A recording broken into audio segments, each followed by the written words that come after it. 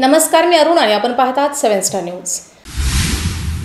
विटा नगर वाचनालयात डॉक्टर पतंगराव कदम यांची 80वी जयंती भारती विद्यापीठचे कुलपती डॉक्टर शिवाजीराव कदम यांच्या उपस्थितीत साजरी करण्यात आली। सांगली जिल्ह्याच्या विकासात महाराष्ट्राचे नेते स्वर्गीय डॉक्टर पतंगराव कदम यांचे मोलाचे योगदान होते।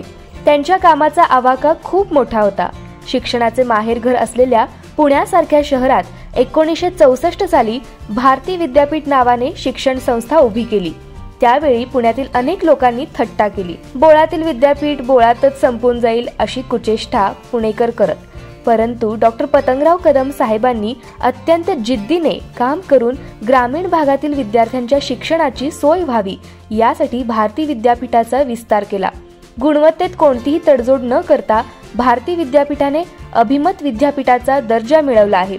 मी स्वतःला खूप नशीबवान समजतो की मला डॉक्टर पतंगराव कदम यांच्यासारखे कर्तबगार भाऊ मिळाले, असे उद्गार भारती विद्यापीठचे कुलपती डॉक्टर शिवाजीराव कदम यांनी काढले।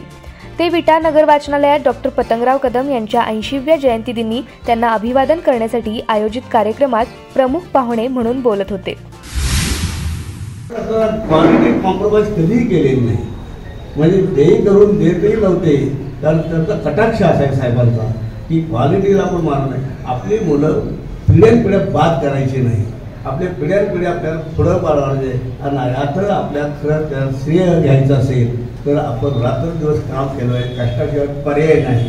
या भूमीतून जर आपण काम करत राहिलो आणि करत राहणार आजही राहतोय। म्हणजे माझं एक सुदैव आहे की अशी मोठी व्यक्ती, दृष्टी व्यक्ती आणि प्रांजळपणाने काम करणारे, मनात काही नसणारा स्पष्ट वक्तव्य अशी व्यक्ती माझा भाऊ म्हणून आणि त्यांनी मला सर्व जबाबदाऱ्या दिल्या। म्हणजे इकडे दादा, इकडे भारतीकडे मी आणि ते राजकारण करायला उकड्या सांगितलं मला, अशी मुळीक साहेबांनी सांगितलं त्याप्रमाणे, म्हणजे अशा राजेंद्र सांगितलं आणि अशा पद्धतीने काम करायची पद्धत बदल झाले कारण असे आम्ही करत आलो आहेत। आणि देशामध्ये आज आपण म्हणतो की सेंट्रल गव्हर्नमेंटने एक टास्क फोर्स कमिटी नेमली होती क्वालिटी तपासण्यासाठी, या लोकांनी युनिव्हर्सिटी क्वालिटी आहे का नाही तपासण्यासाठी। आणि त्यावेळेला मला एक आनंदाने सांगायचं वाटतं, प्रेझेंटेशन मीच दिलं होतं सेंट्रल गव्हर्नमेंटमध्ये आणि तेव्हा महाराष्ट्रामध्ये पहिली युनिव्हर्सिटी असेल तर भारती विद्यापीठ A ग्रेड मिळाली, भारती विद्यापीठ युनिव्हर्सिटी आहे असं मला सांगितलं।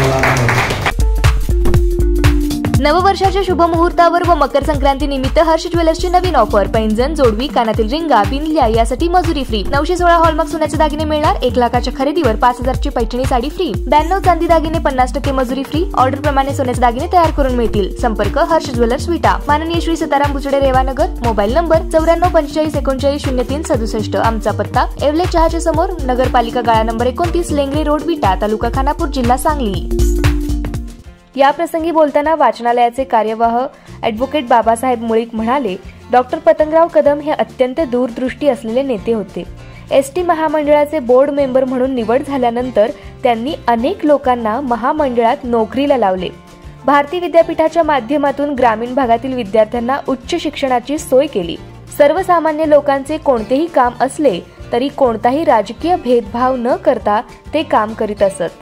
या प्रसंगी बंडोपंत राजोपाध्ये, रघुराज मेटकरी, सूर्यकांत पाटील यांनी आपली मनोगते व्यक्त करून डॉक्टर पतंगराव कदम यांच्या स्मृतींना उजाळा दिला। आभार प्रदर्शन वाचनालयाचे अध्यक्ष ॲडव्होकेट संदीप मुळीक यांनी केले, तर संयोजन विक्रम चोथे, संभाजी मोरे यांनी केले।